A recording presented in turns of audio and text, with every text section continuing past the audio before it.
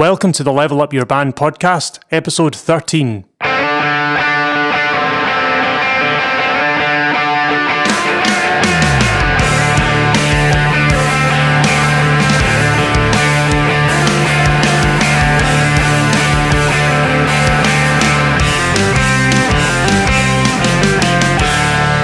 Hello and welcome back to the Level Up Your Band podcast. My name is Gavin Patterson and I have Julian Pumble with me. Hello. He's drinking some coffee. Is that coffee? I mean, if depending on it's instant what you coffee. want to, yeah. Depending on what you want to classify as coffee. Coffee flavoured water. Yeah. Yeah. So with some caffeine in it, I guess. We are still recording from Julian's house. In the bunker. Still currently under lockdown. Mm-hmm. This is week 4? 3? Week 3. Week 3. It was week 3 of like official lockdown. Okay. Before that, it was a bit more. It was like voluntary lockdown. Are we in lockdown? Are we not? No. Whereas now it's proper. Who knows? Maybe when this episode comes out, we might still be in lockdown. Maybe not. Hopefully not. I'm hoping that we're not. Anyway. Oh yes, yesterday, part 4 of the 5-part series came out. That was on live performance. Mm-hmm. It came out yesterday. This is now episode 14, I think. Yeah. Depending on which order I put these in. So, who knows? But today, what we're going to talk about today?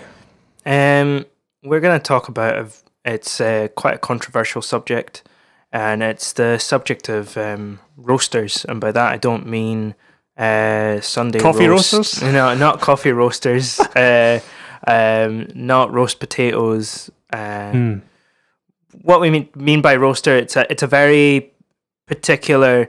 I don't even know if it's Scottish. I think it's like a Glaswegian term, but it's kind of been adopted everywhere. So a roaster is basically a term that we use for just an unpleasant person, a problematic human being. Yes. So yeah, because problematic human being is a bit long and hole isn't very PG, we're going to be using roaster. So now you're familiar with the term. So we're going to be talking about how to identify a roaster, how to communicate, how to deal with the roaster, how to identify if you yourself are the roaster. That's a really difficult one. And you have to. It is a thing. It is a thing. You know, like. So I don't know where you want to start. So well, I've kind of framed this around having a so-called roaster or problematic person in your band, and in order to progress as a band, you feel and your bandmates feel that it's maybe time to let this person go. Firing them. I mean, that's certainly one option. So this is kind of how you deal, or an attempt to explain how you would deal with a situation like that, because I've been in many situations like this. It's everyone will come up against it at some point. Yeah. So these things can make or break a band. Having someone like this in your band, and I'll list a couple of things if you can recognize some of this behavior. This is definitely roaster behavior. So should you work with the person or let them go? That's the first question I want to ask, right? So it depends on what they're doing. So here's some examples. Number 1, they're not making any effort in the band. So that means like turning up to practice or not turning up to practice in some cases, not learning the songs, not learning the chords, not learning the lyrics, depending on what they do, turning up late, just their instruments out of tune, they haven't refreshed their strings, they haven't bought that amp they said they were going to buy because we're sick of borrowing his cousin's amp, or you don't have a drum kit yet, you said you were going to get a drum kit, or whatever it happens to be. Now, should you or should you not continue to work with this person? It entirely depends. What's the context? So if you're just starting out and there's not really much been done yet in terms of recording, rehearsing, you're maybe kind of 3 rehearsals in, folk are kind of turning up late or not turning up at all. We experienced this at the beginning of our band, where you would have a musician in one week and then the following week they wouldn't show up at all, and then they were out of the band, and then we had someone else in, and it was just, it's very blah, kind of all over the place until you establish a core group of musicians and that becomes your band. But I think in that case, it's okay to let folk go and say, oh, we kind of need to rehearse, we're just going to go with someone else, that's fine. But when things get 2 years down the track, everyone's got a little bit more invested in the band, and it can start to become a little bit tricky to ask someone to leave a project that they've put 2 years of work into. Yeah. That's kind of where it starts to get tricky. Early on, yeah, you can. It is easier because there is less investment, I would say. So the roaster, the so-called roaster, when asked, why were you late for practice, or why did you not restring your guitar like you said? You know, what's the deal? Do you care about this project? And they say, yes, I care a lot about this project. I care deeply about it. What do you do? What do you do in that situation? Well, if they claim to care but don't show it, because I'm what do you call it? I'm an optimist. I always try to look for.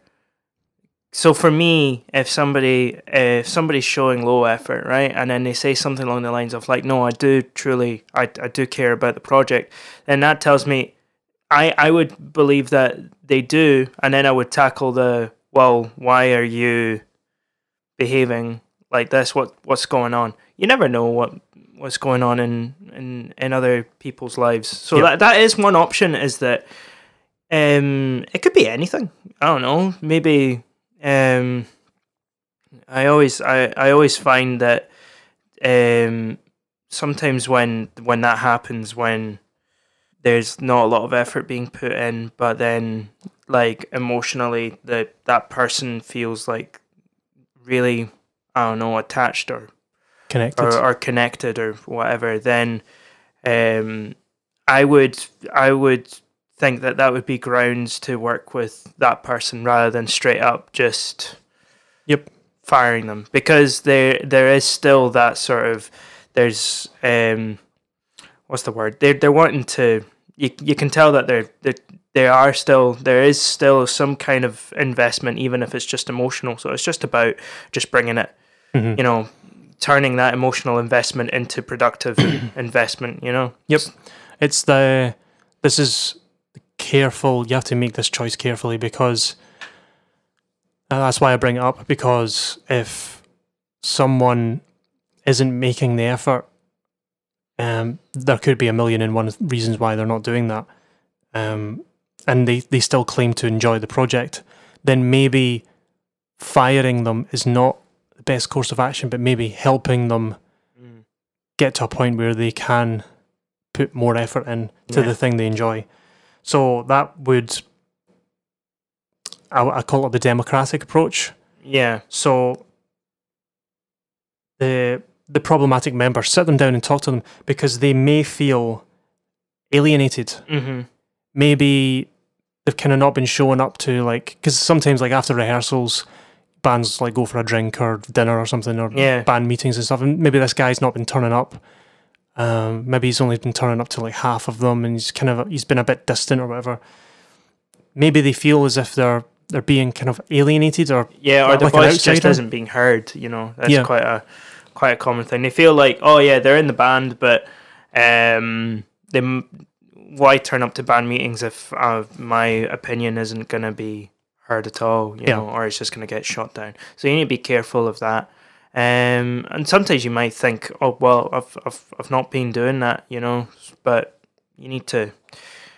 Yeah, it's weird. Like being in a band, I kind of think of it as like being in like a really weird, like celibate, polyamorous relationship, where like you're all like really deeply like, and the reason I see it like that is because playing music is such a it's probably one of the most like, to me, maybe this is me coming across as a bit sappy, but to me, making music with somebody is like one of the most emotional things you can do. Aside from, I don't know, making love to them, like it's probably like a close second. It's like a really, Wow. it's like, well, I mean, like it's, I do think it's really important, and then that's why band, that's why like bands breaking up, like that's why it becomes so volatile. Is because there's a lot of emotion and there's a lot of stuff going on there. It's not just simply, it's not like, I don't know, like a blue collar job where you go, oh yeah, I quit, and they go, yeah, cool, whatever, it's fine. It's because you are creating something together, and you're making art together. So yeah, I always try and, always try and work things out and treat it with that kind of sensitivity. It's not a job. Well, it's a job, but it's a really weird job, because it kind of verges on, it like teeters on the edge of like being a job and then being this like really deep human connection. You know what I mean? Maybe not all bands feel like that, but that's usually how I tend to feel when I'm involved with bands and groups and things like that. Because you do a lot of things that other people wouldn't do. It's not like if you're working in I don't know, Tesco's or WH Smith, you're not gonna be just going on like, you're not gonna be like traveling together all the time. It's like you go to your job, you see them for about a couple of hours, and then you go back home again. Yeah. Whereas when you're sitting in a rehearsal space, you're pitting your minds against each other, and your whatever you want to call it, your hearts, your souls against each other, and you're doing that to create something. So yeah, that was a nice little weird like airy fairy spiritual tangent, but it's important to keep that in mind. This is why it's so difficult. Yeah, the other side of it is, if you have looked into it, you've spoken to the member, and say it's the member's not turning up and they're not making effort. You ask them, "Are you still interested in this?" "Oh yeah, I'm really interested in this." "Oh, I've just got lots on. I've got a full-time job. I'm just not going to be able to make it to practice, I'm afraid." Okay, so at that point, you've got to say, right, we want to take this more seriously. We want to push the band forward. What is in the best interest of the band? And I think then you're probably just as well. Yeah, for sure. Getting rid of the musician, or getting rid of, delete. Yeah, well, just basically explaining that in that space, or in that situation, I would just explain to them like, look, we really want to take this a bit more seriously, and don't make it about like, don't be like, "Oh, I can't believe you care more about your job, man. Like, what's wrong with you?" It's just like, this is when empathy is really important. You need to actually think, and you actually need to sit back and think, right, okay, okay, fair enough. Like, it makes sense, If you're, I don't know, the guitarist you've got, has a full-time job and has like 2 kids and has a house and whatever, then they're not gonna want to make that come second place. Yeah, exactly. They're not gonna what's the word? They're not gonna want to compromise. I guess it's compromise. They're not gonna want to take such a big risk, Yep. They're gonna put their family first. depends on what the goal of the band is. If sometimes some people can be like, oh, I really want to be in this project, I want to be involved, and then the band gets a little bit busier, and we've got a 2-month tour booked.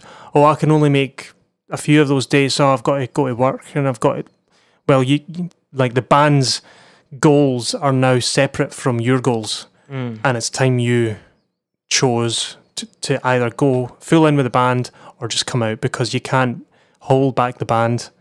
Yeah, for and sure. The band, the band cannot, just if say there's 5 members and there's one member who's like, no, I don't think we should be going on tour because for 2 weeks in a row I can't get that off my work.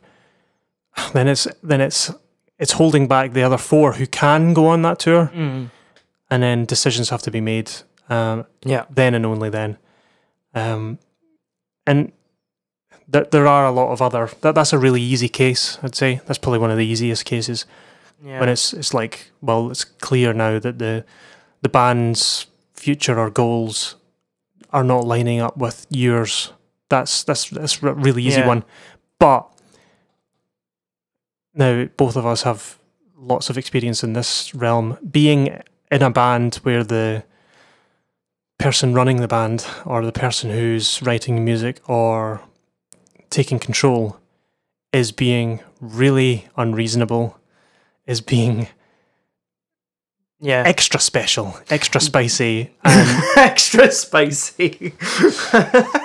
That in that situation, you've identified the roaster. You know who the roaster is. Yeah. But you choose to leave to avoid that roaster because you know you're never going to change that, because you can't fire the guy who writes the songs or came up with the band. Yeah. So you can fire yourself. And you can't, I mean, the thing that obviously the thing to try is, and it's a very brave thing to do, and it's to go, hey man, can you just, or hey gal, or whatever, can you just like kind of chill out with the spiciness, please? Give me an example of spiciness. Okay. Some really bizarre behaviour that would make you question. One that comes to mind was I was involved with a group at a time where whenever we were rehearsing, like the music we were practicing, there would be we would get through the tunes, whatever, and it would be mostly fine, but there was like 1 or 2 little things, and everybody identified like, oh, like there's this section doesn't quite work, there's this section, like let's work on it. But the person that was running the project was always, like, oh, it's not me, it was always like, right, there's something going on between this instrument, like, there's something not quite right. And I was sitting there going, we're playing it fine. I think it's you.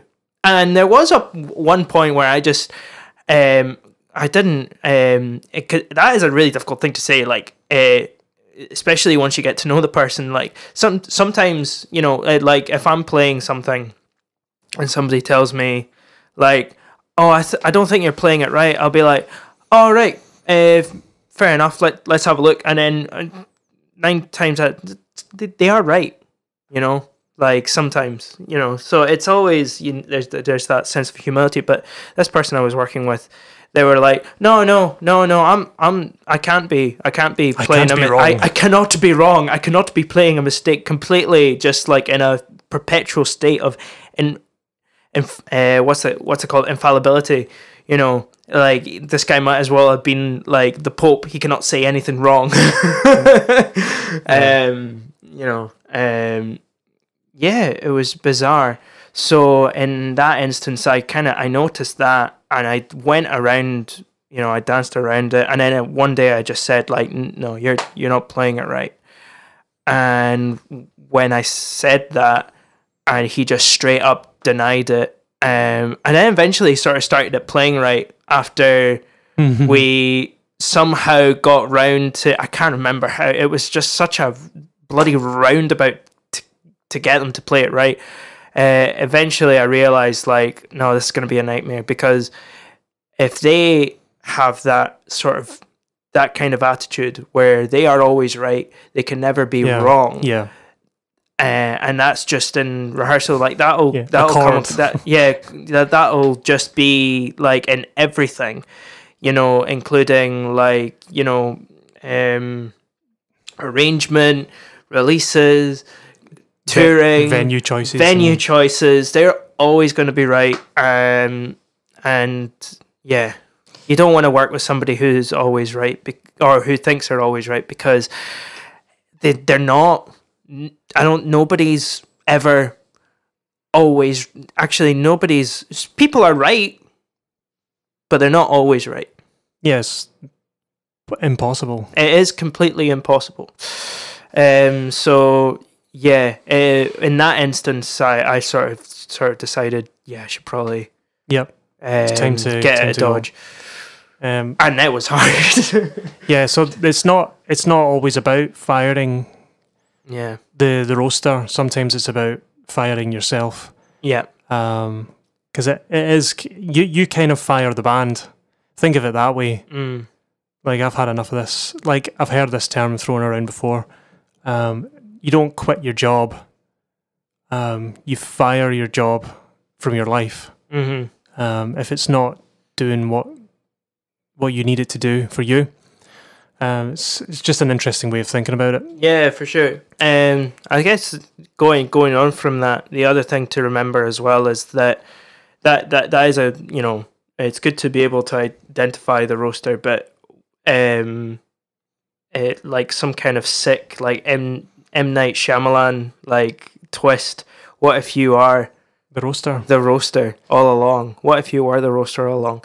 And yeah, it is a possibility. It's not. Yeah, it's a possibility, and it's never one that you should. You should always think and reevaluate. Like, right, well, go back to that situation where things aren't working out and whatever. Right, maybe it is good to think, and I always do this. I always think, like, am I doing something wrong? Like, what's the deal here? And it is good to think. It is good to think like that. You should always take a step back, because sometimes you might find that, oh yeah, no, you know what? I think I was being unreasonable here, or something like that. It is important. Sometimes, if you're on your 14th band, and you keep leaving bands because you're fed up with everyone's behavior, maybe you're the one that's the problem, the common denominator here. You might not. You might have just been really unlucky and had for sure 14 bad bands, but I always think that if I've ever left a band or a situation, I've always reflected on it and thought, I even do this, even when after rehearsals and stuff with Eriska and things like that. I always think about things that I've said, and I think, have I been unreasonable in saying that? I get sometimes there have come. Sometimes I have had to completely retcon things that I've said or things that I've thought, because it turns out that I was wrong. And that's a very mature. It took me a while to be able to do that. It takes a lot of maturity to sort of just sit down and go, oh yeah, you know what, I was wrong there. Try and be objective as possible, as is possible. Yeah. Try and keep your subjectivity for the creation side and the objective side for making big decisions. What I mean by that is, obviously, when you're writing a song, you want to be as subjective as possible because you want to write about your own experience, but objectivity when deciding on, is this chord objectively correct, the correct chord for this melody? there is no, like, in Yeah. some cases in music, subjectivity doesn't really matter. Like, Yeah. a B minor is a B, a D, and an F sharp, and that's not subjective. That is an objective fact. That is what a B minor chord is. That's what I'm talking about. When someone is being objective with something that should be viewed as objective, that's really what I'm talking about. So just make sure that you're always trying to be objective in the right places. Just think about it. From an outsider's perspective, maybe you're too close and you think you're right, but when you take a step back and look at all the different options, maybe you were wrong. It could be anything, like from, we should play at this venue, we should release the album on this date, we should blah blah blah blah. We should choose this thing, whatever, like this font for the logo. Yeah. Stuff like that. I mean, bands can fall out over that kind of stuff. Yeah. Sometimes it's better just to let things happen naturally. It's much easier that way. I find. So yeah. So you've let this person go. So you've identified. Maybe it's you. Maybe it's someone in the band, and you have actually let them go. How you go about it. How you actually physically go about this thing. So. There was a bit of a running joke in one of my old bands. I think I told you about this. Yeah. It's great. There was a little where I grew up in the local town. There was a cafe called Denise's, and it became a running joke. We used to go to Denise's to talk about band stuff, but it was usually heavy band stuff. Like, I think the first time we ever went there, we decided to make the second guitarist the bassist because he wasn't a very good guitar player. It's so funny because this guy is like he's in like a really successful metal band now. He's phenomenal, but he's not playing guitar now. He's just scream vocalist. Right. He's amazing.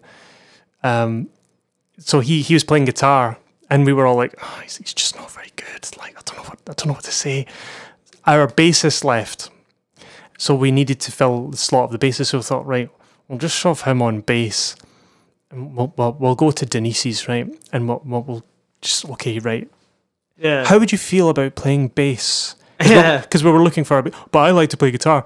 We just don't feel like your playing skills are really great.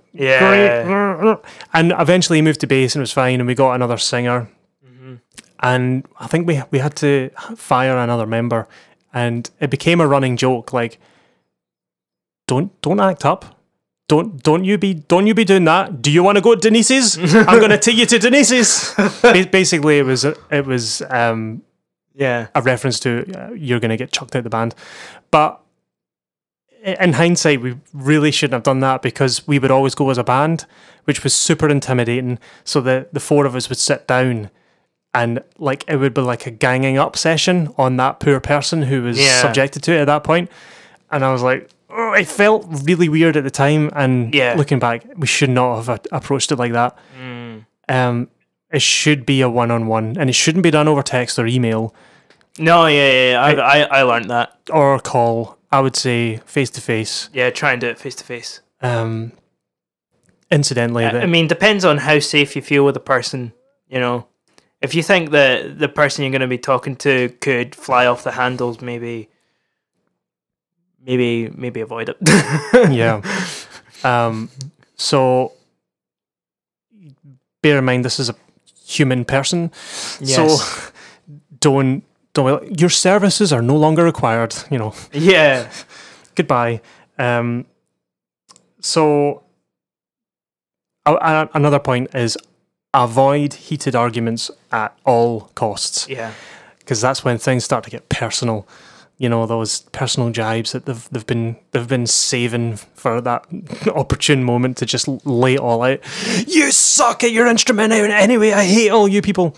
You know, all of that stuff. If things start to get heated, best just to leave it and move on. That's why I was saying it's like being in like a really weird like family. Yeah, family / like relationship. Like it's like, yeah, like you wouldn't go up to your you wouldn't, I don't know, you wouldn't go up to, I don't know, maybe people do. Like, say you work at Domino's, you wouldn't go up to your manager and be like, hey, you suck at making pizzas, and you guys like are bringing shame by putting pineapple on the pizzas, so I'm leaving. You're all a bunch of sacrilege. Like, yeah, like personal attacks and yeah. stuff. It never happened. I mean, I don't know. I've never worked a real job in my life.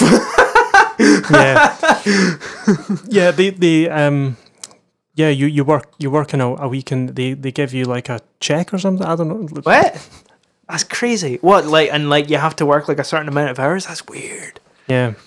No, I have never been employed in my life. Never.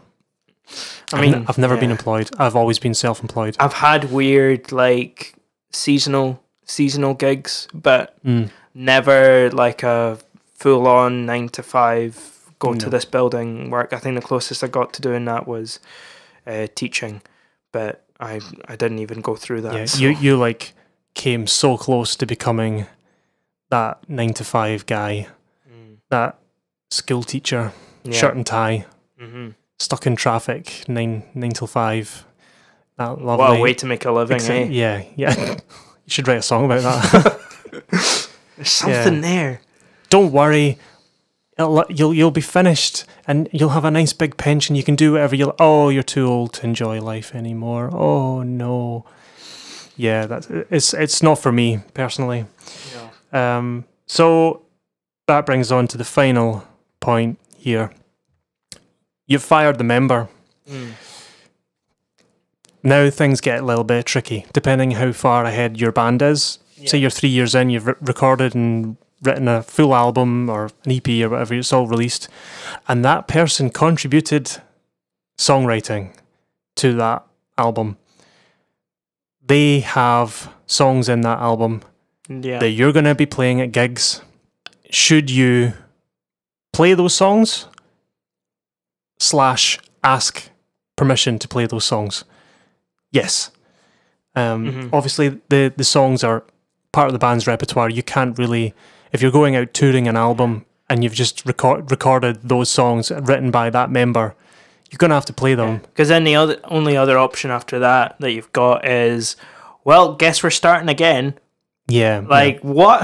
Yeah, of course you're going to have to play them. Yeah. But I would always ask permission.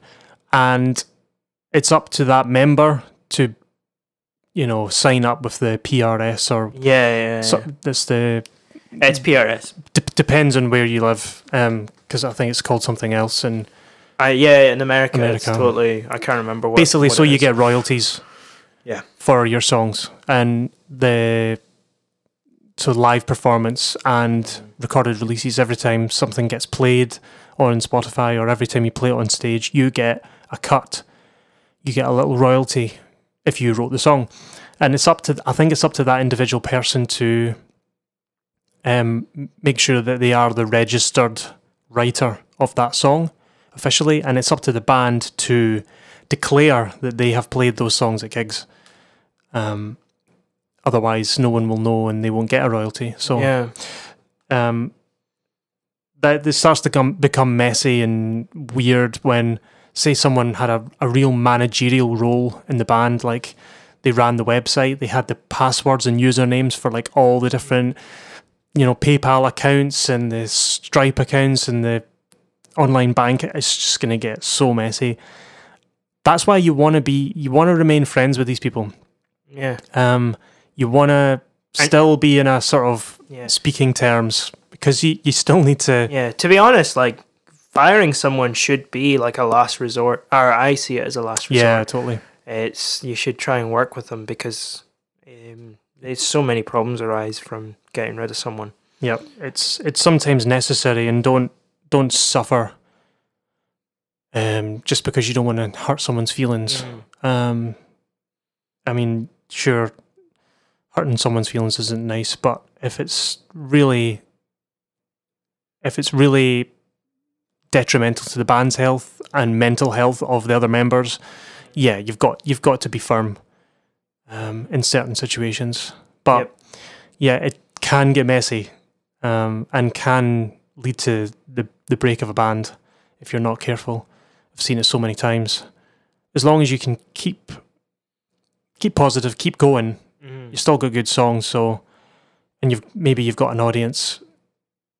There's always a light at the end of the tunnel, which brings us on to what we're going to talk about next in the next episode, which will be hiring musicians, finding new musicians to replace the one that you've just sacked, patched, as we say, dinged. That's another good word.